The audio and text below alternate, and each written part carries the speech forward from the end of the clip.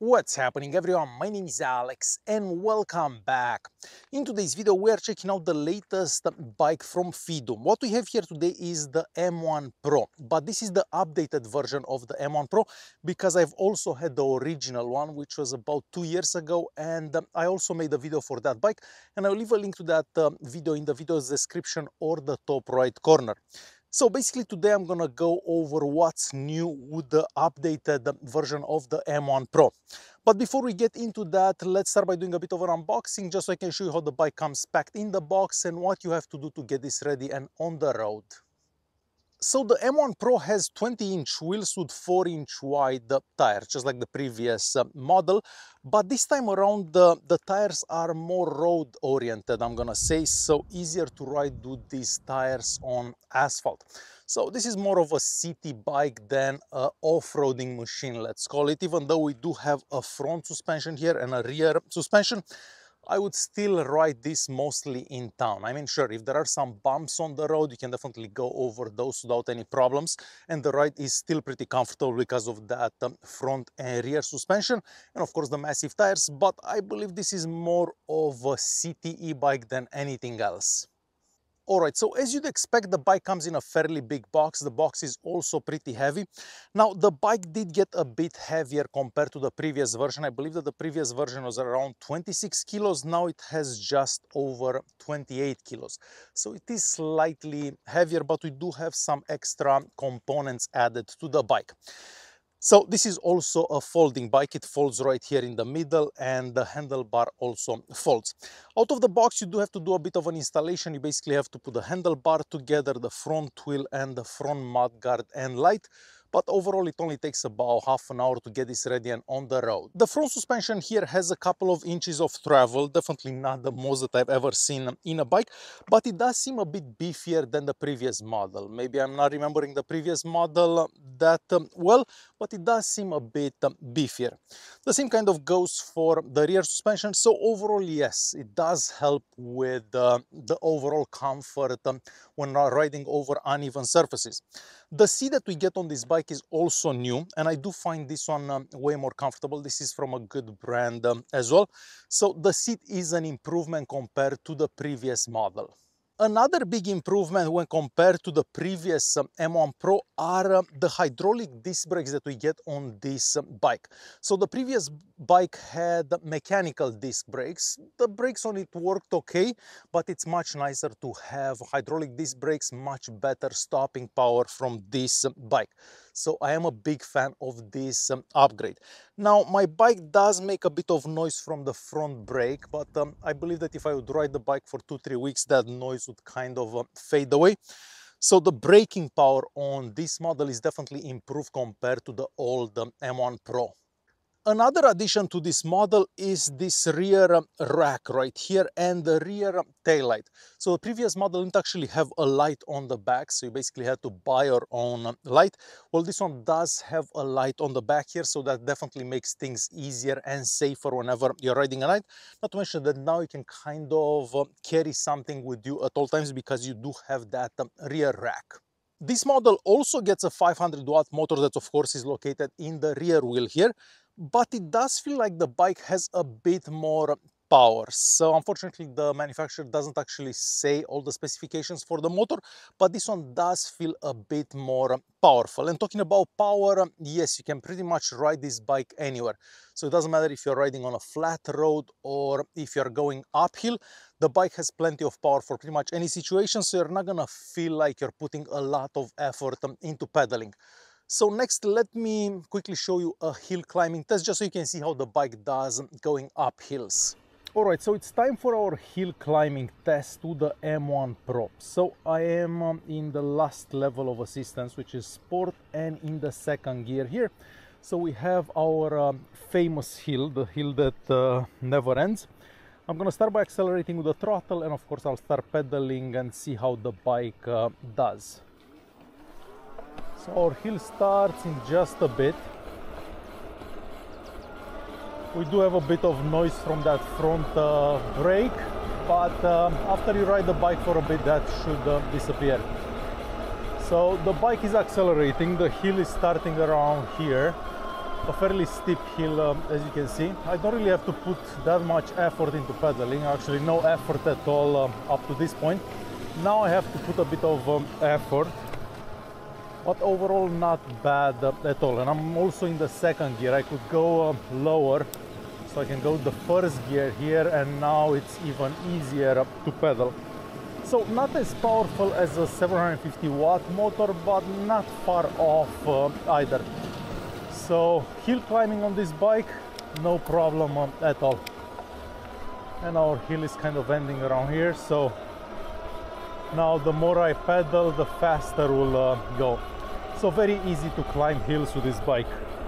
So this bike may not have a 750 watt motor as we typically see with a lot of these cargo folding e-bikes, but I find that the 500 watt motor that comes with this one has plenty of power for pretty much any situation. Now another big improvement, well at least for me, is the possibility to adjust the handlebar in height. I remember clearly that the previous model had a pretty low handlebar, so whenever you'd ride you'd kind of have to be crouched like this at all times. Well, that's not the case with this one, so now the handlebar can be adjusted in height, therefore the riding position is much more comfortable. So a very welcome addition to this new updated model. Talking about the handlebar, well, the handlebar here is fairly wide. I mean wide enough so you're not gonna feel crammed in here. I did notice that the grips do seem to move a bit, not much, but they do seem to move a bit. The brake levers here are made out of metal, so they do feel much better than the previous model. We have our screen on the left hand side here. Let me just power this on because I want to show you how the horn sounds like. So the horn is actually in our front headlight here.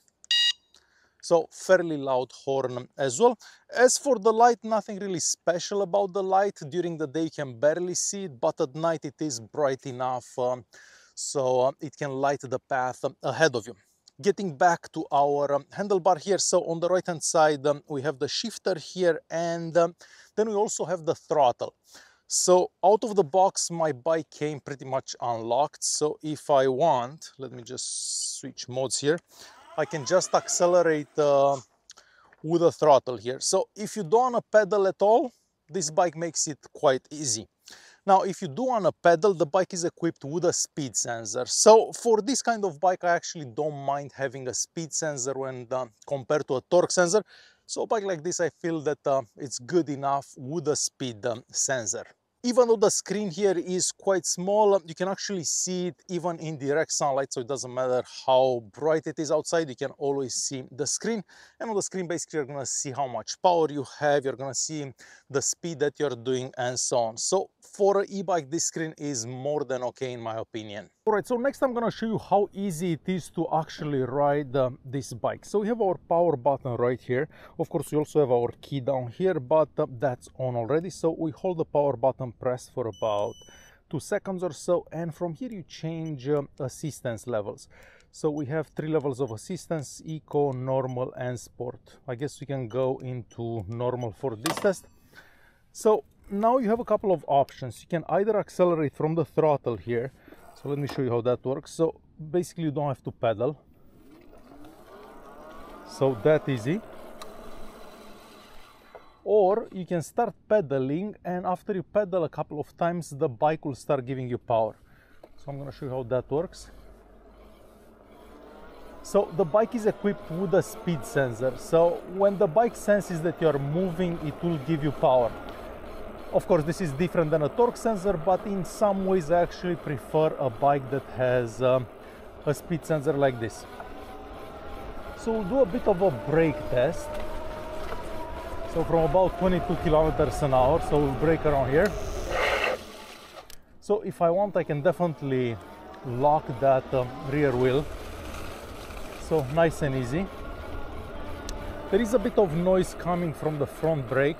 I'm assuming after you ride the bike for a couple of weeks, that noise will tend to disappear as the brakes get a bit more worn out.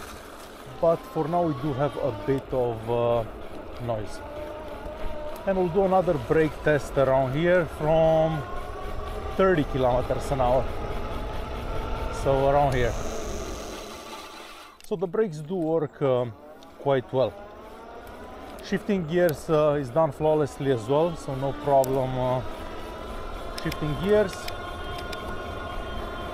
And overall the bike is pretty comfortable, so really no complaints, nothing bad to say about the bike except for that noise coming from the front brake. You can probably hear that if I'm quiet. So other than that, really no other noise. And of course you hear the motor whenever you're riding. And another brake test somewhere around here. So pretty good. So that easy riding this bike. Just like the previous model, the battery pack is located in the frame here. At the bottom here we have a key, so that key has to stay in the bike at all times. That's kind of like an ignition key in a way, and you can also lock and unlock the battery pack from the bike, so you can remove the battery pack, take it upstairs to charge and so on. Now the manufacturer says that you can get about 80 kilometers on one charge, but that will depend on how you ride. Of course, if you're riding uphill, if you're riding fast, if you're riding slow and so on, I would probably say that you can get about 35 to 45 kilometers no matter how you ride, and if you just use the throttle here. But of course this will be different from person to person and wherever you're riding. So overall, compared to the previous model, this one has a lot of improvements. My favorite one are definitely the hydraulic disc brakes, because now the bike brakes even better. A very important thing for me is the handlebar that's adjustable in height. So just for this I would actually switch models just to get the handlebar that I can actually have sitting straight, so I don't feel cramped, I don't get tired whenever I'm riding. The seat here is also much more comfortable, and we also get a rear light, and all that for a pretty low price as well. So if you're considering one of these fat tires cargo e-bikes, definitely consider this one because it does have a lot of value. Alright guys, thanks for watching, and I'll see you in the next one.